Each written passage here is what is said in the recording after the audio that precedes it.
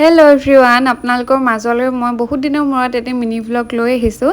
আচলতে আজিকালি mini vlog বনোৱা নহয় আৰু এডিট কৰিবলৈ এলাহ আৰু কিবা কিবি কাৰণত মানে এনেকৈ ভিডিঅ'বোৰ বনোৱা নহয়।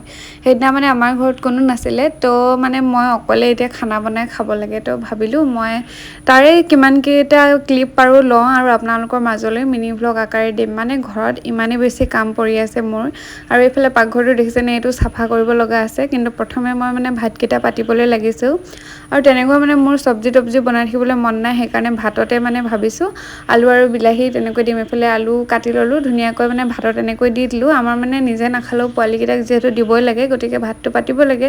আৰু মোৰ মানে সুন্দা ভাত আৰু কি মানে খাম তেনেকৈ, সেইকাৰণে মই পকৰি বনাই ল'লোঁ। আচলতে মই মানে বৰ বেছি ইচ্ছা নকৰোঁ বাৰু কিবা কিবি বনাই মেলি থকাটো। মানে মই বেছি সংখ্যক মানে এনেকুৱা হয় যে যি আছে তাৰ লগতে খাই দিওঁ, বৰ বেছি একো বনাই নাথাকোঁ। কিন্তু সেইদিনা মানে মন গ'ল এনেই পকৰি কেইটামান বনাওঁ বুলি অলপ পিঁয়াজ বেছিকৈ দি পকৰি বনালোঁ ভাতৰ লগত খাবলৈ।